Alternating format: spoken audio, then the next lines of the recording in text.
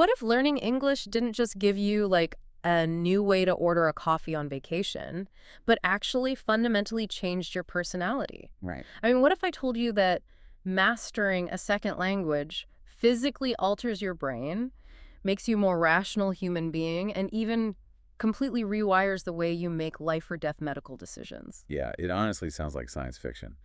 But the psychological data backing this up is just staggering. It really is. When you learn a language, you aren't just acquiring new vocabulary, you are constructing an entirely new cognitive operating system. And that is exactly what we are exploring today. So, welcome everyone to the Daily English Class channel. Glad to be here. Before we begin today's session, make sure you hit that subscribe button so you never miss a class. We have an incredible community here, and your interaction makes all of this possible. It really does. We love seeing your progress. So please, hit the like button, leave a comment, and share this audio with anyone who needs it. All right, today's mission is pretty ambitious. We are dissecting a massive stack of 8 different research papers, psychological studies, and linguistic methodologies. Our goal is to discover the ultimate blueprint for mastering English. And this is so important because, if you are listening to this and feeling exhausted like you spent years doing grammar drills in school, yet you still freeze up when a native speaker talks to you, it's not your fault. Exactly. Your brain is working exactly as it should. It was just given the wrong fuel. Yeah. Today, we are moving away from rote memorization and toward natively thinking in a new language. To get there, though, we have to start by completely shattering a major myth about what language actually is inside our brains. Oh, absolutely. Before we can talk about how you should study, we need to look at the research of linguist Bill Van Patten. He argues that language is not a single monolithic entity. Right. It's actually composed of 2 very distinct domains: mental representation and skill. Okay, let's unpack this. Mental representation versus skill. I'm guessing that means there's a fundamental difference between knowing the rules of a language on paper and actually having the physical reflexes to speak it out loud. You are right on the edge of it, yeah. Think of mental representation as the abstract implicit code running in the background of your brain. Like an operating system. Exactly. It's your internal subconscious grammar. Your brain actually comes pre-installed with a biological template. Linguists call it universal grammar. Universal grammar, okay. Right. It's essentially a framework of empty slots waiting to be filled by the raw data of a language. Skill, on the other hand, is your physical ability to access that code quickly. So like your speed and accuracy in speaking or reading? Precisely. And the grand illusion of traditional language teaching is that you can magically build that mental representation by consciously memorizing explicit grammar rules. Wait, really? So sitting in a classroom, staring at a chalkboard and memorizing a rule that says, insert the word do to make a yes-no question in English that isn't actually building my brain's internal grammar. Yes. Not at all. Van Patten's research shows that explicit rules like that simply do not exist in the brain's internal representation. Wow. You cannot teach a language skill through mathematical-style formulas. The human brain's universal grammar only processes natural, authentic input. Oh, I see. When you memorize a textbook rule, you are just learning a shortcut description of a language.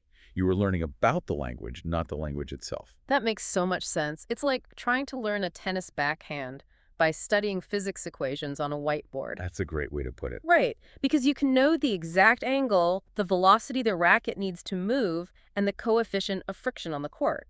But studying the physics doesn't give you the skill. Yeah. Oop, you only actually acquire the skill by getting out on the court, swinging the racket, and feeling the ball hit the strings. Yeah, and taking your tennis analogy a step further, the brain physically requires the sensory input of hitting the ball to build the neural pathways for a backhand. Oh, for sure. In language, your brain needs the natural input of hearing and reading authentic English. Without that massive flood of natural data, those pre-installed slots in your universal grammar remain completely empty. No matter how many rules you memorize. Exactly. That brings up a huge practical problem, though. If staring at grammar rules on a chalkboard doesn't work, how do we actually lock in the building blocks? Right, the vocabulary. Yeah. Before we can hit the tennis ball, we need a racket. In language, that racket is vocabulary. How do we learn the words we need? Well, this is where we look at the science of hacking memory. Specifically, we're battling what psychologists call the Ebbinghaus curve of memory decay. The forgetting curve. Exactly. Biology dictates that your brain is incredibly, almost ruthlessly efficient. To save metabolic energy, it constantly prunes synaptic connections that aren't being used. So if I learn a new word on Monday and don't use it? Your brain literally discards it by Wednesday to save energy. Man, so it's an active deletion process. Yeah. If you don't use it, you physically lose it. Precisely. To beat that biological curve, the foundational tool is spaced repetition. Reviewing vocabulary at perfectly timed, expanding intervals just as your brain is about to delete it, right? You got it. But to make those memories truly permanent, we have to look at dual coding theory. Dual coding. Yeah, this is the idea that human memory is vastly improved when we process verbal information and visual or sensory information at the exact same time. So instead of just reading the word apple next to the translation in my native language, I'm looking at a picture of an apple while hearing the English word. What's fascinating here is that we can go even further than just matching pictures to words. Really? How so? Recent studies took preschool children and had them learn foreign action words. They tested a few different methods. Some kids just repeated the words out loud. Some used hand gestures. And a third group did full-body physical exercises related to the vocabulary. Okay, and the results? The children who integrated full physical exercise performed significantly better on long-term memory recall months later. Wow, so they weren't just looking at a flashcard for the word jump, they were actually physically jumping in the air while shouting it. Yes, and the underlying mechanism is just brilliant. By combining full-body motor pathways with linguistic coding, you completely change how the brain stores that piece of data. Oh, because it's in two places at once. Exactly. You are creating multiple neurological anchors for a single word. If your brain's verbal memory trace decays, the physical motor memory trace in your nervous system can still pull the word back up into your conscious mind. That is an incredible hack. Okay, so we know how to beat the forgetting curve for vocabulary using space repetition and physical movement. Right. But going back to that mental representation idea from earlier, the brain needs constant natural input to build its internal grammar. Constant input, yes. How do you get that massive amount of input if you live thousands of miles away from an English-speaking country? I mean, you can't just buy a plane ticket to London every time you want to study. Well, you don't need a plane ticket. You need to fabricate an immersion environment right inside your own home. Fabricate it. How? It starts with your physical space. It sounds simple, but grab a stack of sticky notes and label everything you own in English. Oh, like the refrigerator, the mirror, the front door, your desk? Exactly. You will see these words dozens of times a day, and the sheer repetition builds vocabulary without any conscious effort. And we can easily do this digitally, too. Like you can switch your phone, your laptop, and all your app settings to English. Oh, 100%. And if you want to take it to the next level, use a VPN, a virtual private network. You can set your internet location to the US or the UK, and suddenly your Netflix recommendations, your YouTube algorithm, and your daily news completely shift to geo-specific English content. It is entirely about changing the ecosystem you live in so that your daily life becomes the classroom. Okay, I have to push back on the digital environment idea a little bit, though. Sure, go. If I change my phone settings to English, aren't I just relying on muscle memory? I already know the send button is in the bottom right corner of my messaging app. Fair point. So I'm not really reading the English word. My thumb just knows where to go. Am I actually learning anything new? It is a valid concern, Yeah. and muscle memory does play a role initially.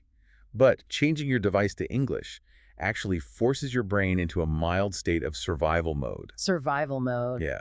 Think about when you suddenly need to find out how to adjust your privacy settings, or you have to troubleshoot a battery issue. You cannot rely on muscle memory for those deeper menus. Oh, yeah, that's true. I'd be totally lost. Right. You are forced to actively decipher words like settings, notifications, storage, and brightness through sheer necessity. And because you engage with these devices every single day, that initial friction quickly transforms into deeply ingrained vocabulary. Exactly. The survival mechanism forces the brain to pay attention. I love that. But it brings up a question I hear all the time from learners. What's that? If I am watching all these English Netflix shows and YouTube videos, do I need to understand every single word I hear for it to be effective? Absolutely not. And this is a huge relief for most learners. This principle is based on linguist Stephen Krashen's input hypothesis. Okay, what does that say? Your brain is a world-class pattern recognition machine. It only needs what creation calls comprehensible input. A comprehensible input. Right. This means the material should be just slightly above your current level of understanding. It's often referred to as I+1. So I just need to get the gist of it. Exactly. As long as you understand the general context and you catch the main verbs and nouns, your brain subconsciously fills in the remaining gaps using context clues. Oh, wow. And over time, those filled-in gaps become permanently acquired vocabulary. You don't need a dictionary for every unknown word. Not at all. It's a natural process. Okay, so our environment is now feeding us comprehensible English input all day. We are reading our phone in English, watching Netflix in English, letting our brains absorb the patterns. Yep. But how do we practice the physical skill of speaking if we are sitting alone in our living room? We don't have a conversation partner to talk to. Well, this is where we introduce a highly effective physical practice known as the shadowing technique. Shadowing. I've heard of this. It was popularized by Professor Alexander Arguelles. Shadowing is designed to bridge the gap between input and output. So how does it actually work?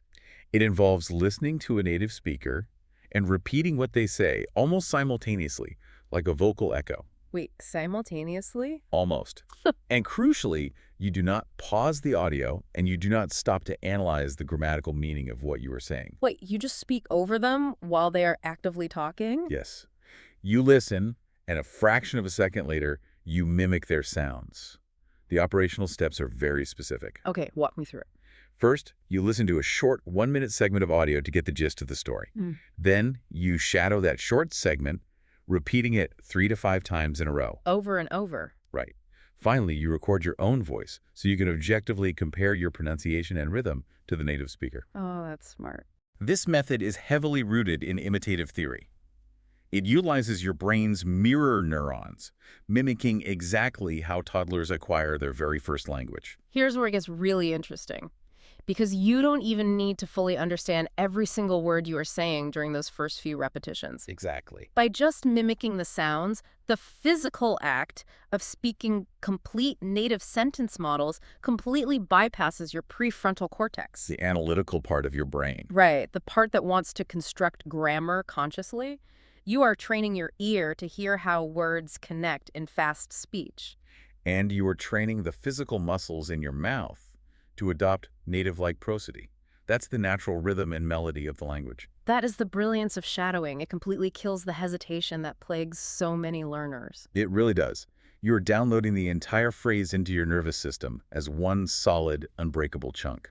Rather than trying to painstakingly paste individual words together using rules you memorized in high school. Exactly. It's so much more fluid. Which brings us to arguably the biggest, most frustrating roadblock every single learner faces. Translating in your head? Yes.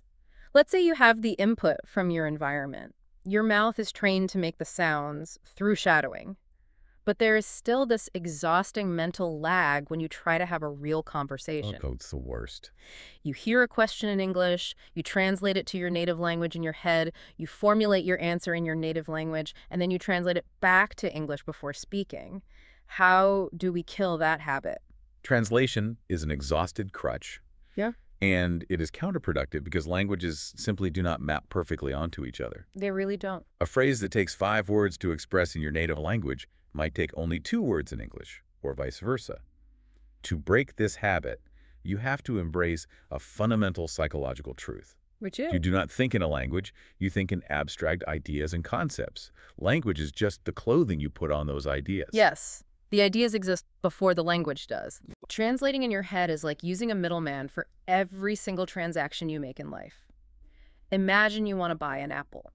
Okay. Instead of handing your money to the cashier, you have to hand the money to a middleman, who hands it to the cashier, who hands the apple to the middleman, who finally hands it to you. That sounds miserable. It's exhausting. It leaves room for misinterpretation, and it slows everything down to a painful crawl.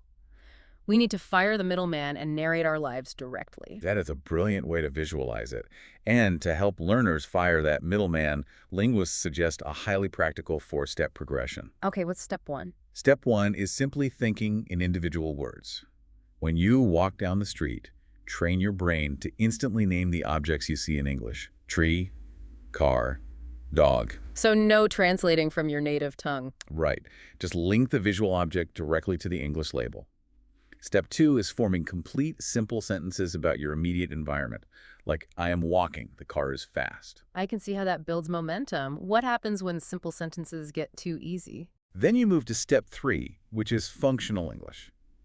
This is where you imagine practical upcoming scenarios. Like planning your day. Yeah, you are walking into a cafe, and in your head, you rehearse the exact transaction directly in English. Can I get a large black coffee, please? Oh, that's great practice. And finally, step 4 is the ultimate goal, narrative English. You are waiting for the bus or washing the dishes, and you just start telling a story in your head, completely in English, about what happened to you yesterday or what you plan to do tomorrow. And when you reach that narrative stage, you are no longer translating. You are generating raw thought directly in the target language. Exactly. And once you successfully bypass that middleman and truly think in English, a profound, almost magical psychological shift happens inside your brain. We call this the foreign language effect. Mm-hmm. And it is deeply tied to dual process theory, which was popularized by psychologist Daniel Kahneman. Okay, system 1 and system 2, right? You know it. According to this theory, our brains operate on 2 distinct systems. System 1 is our fast, intuitive, highly emotional brain. It is driven by the amygdala. In system 2? System 2 is our slow, deliberate, rational, and analytical brain, governed by the prefrontal cortex. Because our native language was learned in early childhood, surrounded by our family and primary socialization, it is permanently neurologically rooted in our emotional system 1. Well, foreign language, we usually learn that later in life. Right. We learn it in a classroom or through deliberate study and apps in an emotionally neutral environment. If we connect this to the bigger picture, using a foreign language literally bypasses your brain's emotional core. That is wild. Because of how it was acquired, speaking your second language automatically triggers System 2. Thinking in English acts as a powerful emotional distancing mechanism. You literally feel less raw, visceral emotion when processing information in your second language. The empirical data on this is absolutely mind-blowing. Let's look at how this impacts critical health and medical decisions. Oh, this is fascinating. When people are presented with severe medical dilemmas or public health warnings like COVID-19 protocols or vaccine efficacy statistics, processing that data in their native language often triggers panic. Or anxiety. Right, or something called the optimism bias, which is that irrational emotional feeling of, oh, that bad thing won't happen to me, so I don't need to take precautions. But studies show that when that exact same health information is processed in a foreign language, the cognitive response completely flips. The panic drops. The anxiety decreases. The optimism bias fades away. People evaluate the statistics and the risks rationally rather than emotionally. So they make better decisions. Yeah, they become significantly more willing to engage in objective preventative health behaviors because they're evaluating the data using their rational System 2 brain. Completely free from the emotional baggage of their mother tongue. Exactly. That is just wild. Learning English doesn't just help you order a coffee. It literally makes you a more objective, rational decision maker during a global crisis. The brain creates a psychological buffer zone. It completely reframes how we should view language acquisition. It is not just a tool for communication. It is a powerful tool for cognitive regulation and emotional control.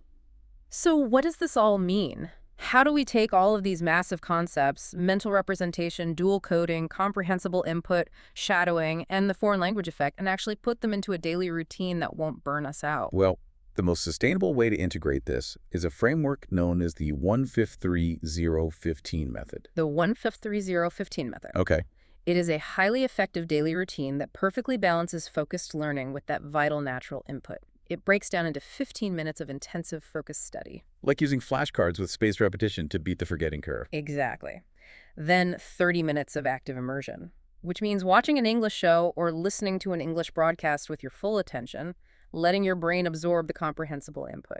And the last 15. Another 15 minutes of active speaking practice, using the shadowing technique to train your physical muscles. And what about the grammar books? Based on everything we said about universal grammar needing natural input, should we just throw our grammar textbooks in the trash? You don't have to throw them away, but you absolutely must change your relationship with them. Treat a grammar book the same way you would treat a dictionary. Okay. It is a reference tool to help you notice patterns in the natural input you are hearing. If you hear a weird phrase on a TV show, look up the rule to satisfy your curiosity. Right, but use it as a quick guide, not as a mathematical skill to be memorized and tested. Exactly. It means that mastering English is not about passing a multiple choice test. It is about creating a holistic lifestyle. It really is. It is about changing the sticky note labels on your fridge, shadowing audio while you walk the dog, and narrating your day directly in English while you wash the dishes. You are intentionally building an environment that forces your brain to adapt, grow, and completely restructure itself. And as you restructure your brain, I want to leave you with a final thought to mull over. Okay, let's hear it. This raises an important question.